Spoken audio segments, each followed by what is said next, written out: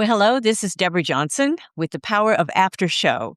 And our show is all about helping those at mid career, halftime of life, be able to answer what's next. And today's message is for you. If you've achieved a lot in life, but you're still finding your peace easily disrupted by stress, shifting circumstances, or even small daily irritations. And in a world that constantly it competes for our attention, gratitude can feel quiet and secondary. And we know it matters, but living it, well, especially in forgiveness, mindset, habits, and reaction, well, that requires intention.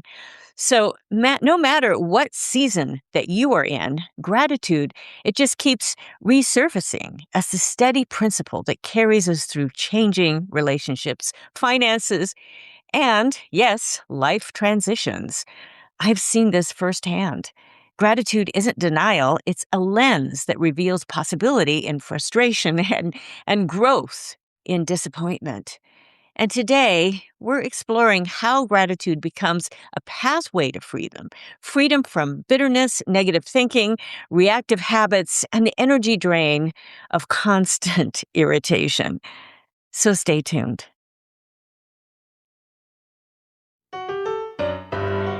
You've spent years building what matters. Now, with Power of After courses and elite mentorship, it's time to move forward with intention and impact. This is the Power of After show. Let's get started. In a world that constantly competes for our attention, gratitude can feel like a soft whisper in the middle of a loud room. I mean, we know it matters. We've read about it. We may even talk about it.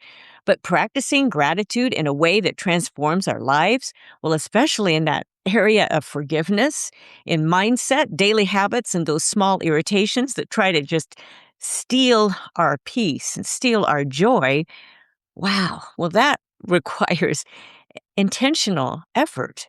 And it doesn't matter what stage of life you're in, the principle of gratitude, well, it's going to show up again and again as circumstances, relationships, finances, and really seasons of life change. And I know this is true because, hey, I've lived it. Gratitude is not denial, and it's not pretending that life is easy or that pain does not exist. Instead, gratitude is a powerful lens. It allows us to see possibility where others see frustration and growth, where others see disappointment and freedom, where others just feel stuck. And so today we explore how gratitude becomes a pathway to freedom freedom from bitterness, freedom from negative thought patterns, really freedom from reactive habits, and really freedom from that constant irritation that can drain our energy. And first, I'm going to talk about freedom through forgiveness. This is not easy. And one of the greatest barriers to gratitude is unforgiveness. When we hold on to resentment, we can just rehearse time and time again that offense in our minds. And when I spent years rehearsing for major music shows, the exact repetition, it burned every step and every little segment of the show in my memory. And that was great for performance. But hey, that is not what we want as the result of unforgiveness. It will make us relive conversations and replay injustices over and over. And with each replay, we just reinforce our own emotional just captivity. So forgiveness, it doesn't excuse harmful behavior. Now, this is really important because sometimes we think, well, we just need to forgive it and just forget it completely. It doesn't minimize the hurt either. But this is what it does. It releases our right to keep carrying the weight. And I like the mental picture of picking up at least 10-pound weights, one in each hand. I mean, they don't feel that heavy at first, but if I do enough repetitions of curls, my arms just ache. And responding with gratitude, it moves us from just carrying those weights all day and all night and feeling weak and powerless as we keep lifting them to take ownership of our response with new found strength. We don't have to carry those weights. Gratitude helps us make that release with forgiveness. And when we intentionally look for what we've learned through a painful experience, we begin to just reclaim that power for our lives. Now, maybe we've gained clarity about our boundaries. And maybe we've developed some resilience. And maybe we've just discovered some inner strength we didn't even know we had. Oh, are you with me here? I mean, gratitude really, it can reframe the story of our life. It doesn't change what happened, but it changes how we carry it. And when we release that bitterness, when we release those weights we've been carrying around, well, we can create space for growth. So now let's talk about a healthy mindset. Mindset is so much a part of this.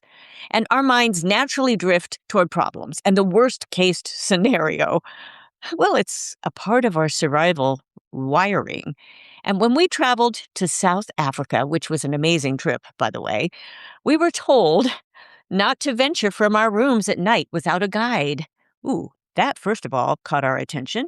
And to keep all arms and legs in the Jeep during a safari. That also caught our attention. Well, they didn't go into a lot of gory detail, but they just let us know that it would be dangerous. And, we wanted to survive. We wanted to keep all of our limbs. But survival is not the same as thriving. A healthy mindset, it doesn't ignore challenges, but it chooses where to focus. And so we focused on walking freely at the reserve in the daylight, and we stayed in the Jeep during our safaris. And gratitude, it becomes that discipline of staying in the Jeep and of directing attention toward what is working, what is possible, and what is meaningful. And research consistently shows that practicing gratitude, it reduces stress, it improves emotional resilience, and it enhances overall well-being. But beyond research, wow, well, there's lived experience. And when we begin each day by asking, well, what's good here? Well, we're priming our minds to notice opportunity. And one of the habits I have implemented this past year is writing a one-sentence gratitude statement in my journal. Now, I've journaled a lot of years, but I had never done this before, just in the very, very back of my gratitude journal. I just wrote that one sentence, just one. And whenever I look back, wow, it's so easy to read, first of all, because there's just one sentences for each day. And I'm amazed and even more grateful. Even during difficult times, I can just see, wow, that did happen. I can be grateful for that. And a grateful mindset, well, it protects us from comparison to others. Now, comparison is just a thief, especially when it looks like others are portraying their lives like so much more perfectly than ours. I, I know you can relate to this. All you have to do is look on your social media channel. It magnifies what we lack and it minimizes what we possess. Now, this is especially true when we're coming to technology. And right now, everything's exploding. We can compare ourselves. We can think, oh, there's no way. But gratitude, it reverses that pattern. It highlights our journey, our strengths, our relationships, our progress, and daily provisions. And so instead of just asking, why don't I have what they have? Why can't I understand this? We begin asking, well, how can I be the best steward of what I already have? Now, that subtle shift, it transforms the dissatisfaction into contentment. The structure creates freedom, and I really want to focus on that right now. Gratitude flourishes when it's practiced consistently. Just as physical strength requires regular movement, emotional strength, it requires intentional reflection. Now, I've already shared my implementation of a one sentence gratitude statement in my journal, but I'd like to encourage you to go even further. Small daily habits, they create powerful momentum. And here are some ways. So, morning reflection. Before reaching for your phone, name three things that you're grateful for. And if writing them down it helps you, well, make that a habit. But that's not entirely necessary. They don't need to be dramatic. You could put down, this is what I'm grateful for. A, a good night's sleep, a warm cup of coffee, the quiet early morning. All of those things are wonderful things we can be grateful for. It helps us look outward and upward. I mean, there are some mornings I look out, I'm an early bird, I get up very early, but I look up and I think, oh, wow, look at the sky. Wow, the colors in the sky. And usually the colors are even more vibrant when it's cloudy. You have a cloudy day, but you have the colors. There's so much just to be able to be grateful for. Now, journaling is always a good practice, and just a few sentences each day anchors your thoughts. And writing, it slows the mind down and it solidifies our perspective. In fact, I often tell others to just leave their stress on the page by writing it down. That sounds kind of funny when you think about it, but it's especially impactful by doing that because it's a physical act. And then if you can crinkle up that page full of stress and throw it away, wow, how freeing is that? I grew up and I remember there were times that we would write little things on a piece of paper and we'd throw them in the bonfire when we were at a camp. I mean, it's very powerful. And for verbal appreciation, we can express thanks directly to somebody every day. I mean, just call them up or get together personally. Gratitude just multiplies when it's shared, and it really is catching. Now, in the evening before sleeping, this is a good principle. It's a good thing to ask, where did I see goodness today? And this practice, it trains your brain to scan for the positive evidence. And the results may be more positive than you can imagine, especially if prone to sleeplessness by reliving events not so positive. I mean, there have been nights, maybe you can relate to this. There have been nights when I've been under more stress and my mind starts going and I cannot stop thinking about it in the middle of the night over and over and over. Train that mind, say, okay, I'm putting that aside. I'm going to think about what went right today. And those habits are not complicated, but boy, they are transformative and they are intentional. Structure supports a healthy mindset, and mindset influences behavior. So I want to approach this little principle here of letting go of the little irritations and make sure that you get the article that comes with this, goalsforyourlife.com/newsletter. You can get all of those in your inbox, or you can go directly to my websites, one of my websites, and get this because it will help you review all of these. And this is an important one, letting go of the little irritations. Often it's not the major crises that steal our peace. It's the accumulation of those small irritations, such as, how about this? Traffic delays. I mean, I was on the freeway this morning and on the other side of the freeway, you could see it totally stopped, like for miles. And I'm thinking, oh, how frustrating would that be? Slow internet. Oh, there's another one. And what about if it goes off? Ah, so frustrating. A curt email. Oh, an offhand comment or misplaced keys. How about this one? Yeah, that's happened. And some of you go, oh, everything starts automatically, or I have the key fob, I have everything. But I tell you, that still happens. Not just keys, but other our devices. Things, the remote control. Where is it? Where did it go? These minor frustrations quietly erode our joy if left unchecked. And how about the irritation that you get when a spouse or a significant other, they are constantly losing things? Tell you, the older we get, this does happen. So understanding that this can just keep building up, and your gratitude gives us perspective. And when something goes wrong, we can ask, will this really matter tomorrow? Or what about in 5 days, in 5 months, in 5 years?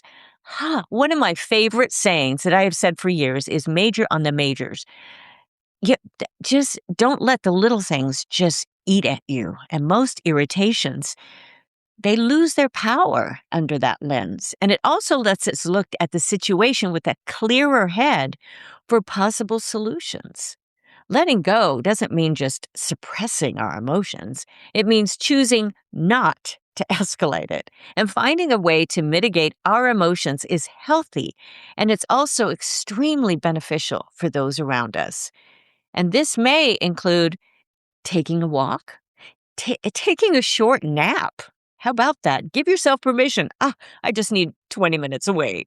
Or even just leaving the office for a short while to grab a coffee. It's okay. Just get away from it a little bit. And we can acknowledge inconvenience and our personal mood without allowing it just to dominate our mental space and the space around us. I mean, we could make everybody around us very miserable.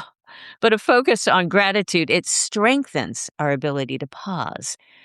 And instead of reacting immediately, we respond just more thoughtfully. And that pause is freedom. And here's another principle of freedom is the freedom from the need to control. So much of us, we just want control of our lives. And it's another hidden source of stress.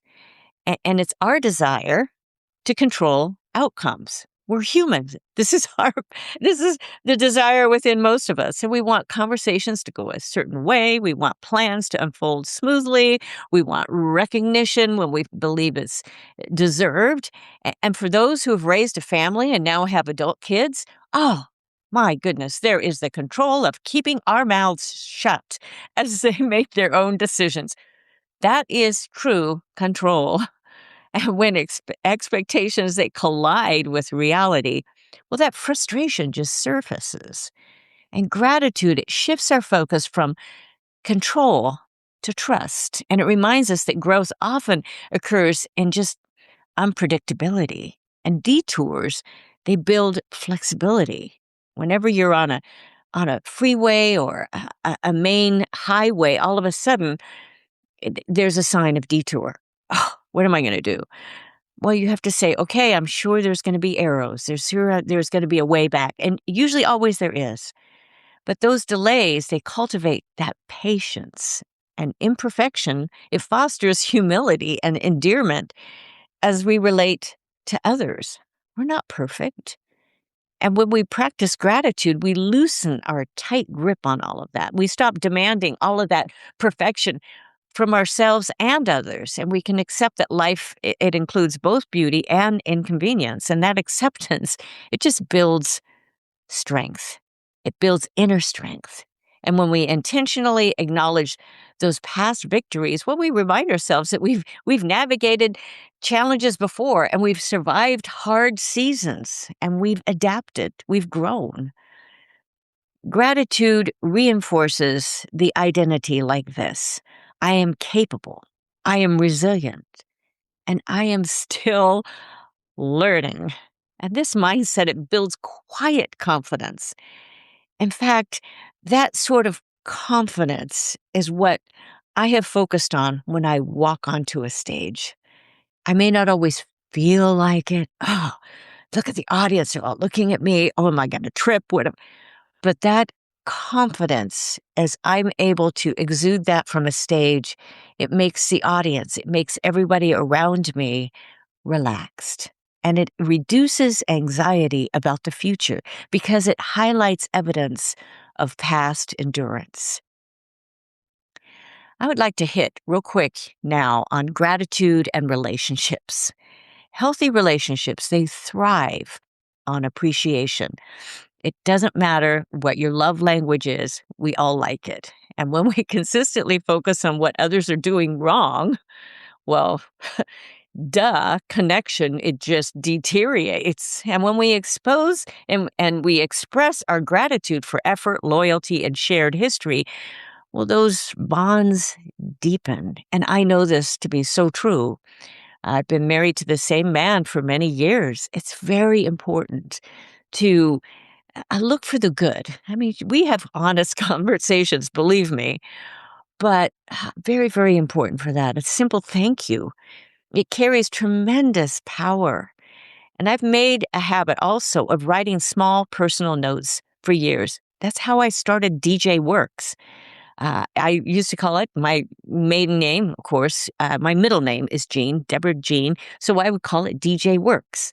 And now I'm Deborah Johnson, still works. How about that? But I've made that habit of writing small little personal notes for years. And that's when I used to make my cards with DJ Works. And it's usually unexpected and welcomed by a recipient that gets my cards, and it brings me joy to send those cards without expectation. I don't need a card back. I just love to send them. And gratitude also softens the difficult conversations. It frames correction with respect. It balances honesty with affirmation. And it's similar to what many of us know as the feedback sandwich, when starting with the positive and then inserting correction or a difficult truth in between. It helps soften the blow just a bit. And when irritation arises within relationships, we can pause and we can ask, okay, so what do I really appreciate about this person?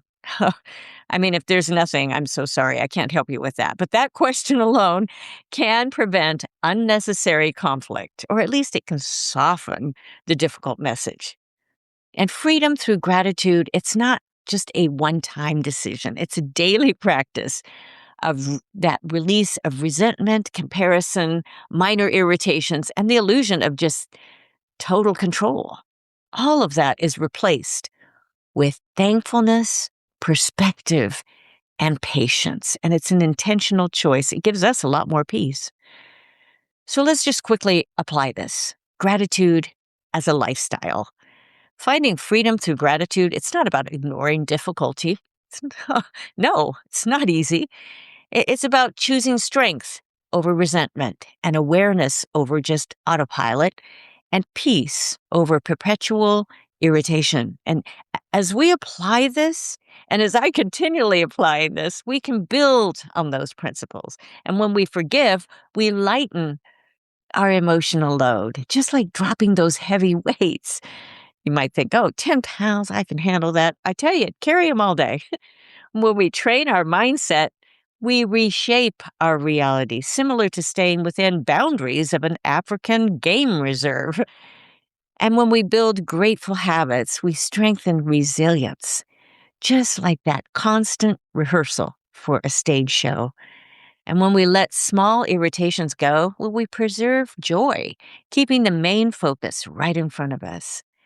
Gratitude is a daily discipline that creates that long-term freedom. And perhaps the greatest freedom of all is this: no matter what circumstances bring, we individually can retain the power to choose our response.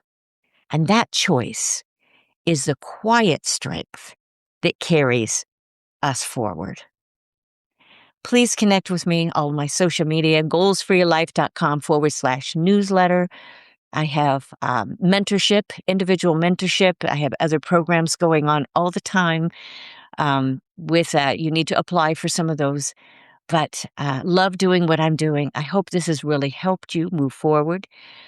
Spread the news, and also subscribe to our YouTube channel. This is also on YouTube. You can watch the whole thing. You can share it, definitely.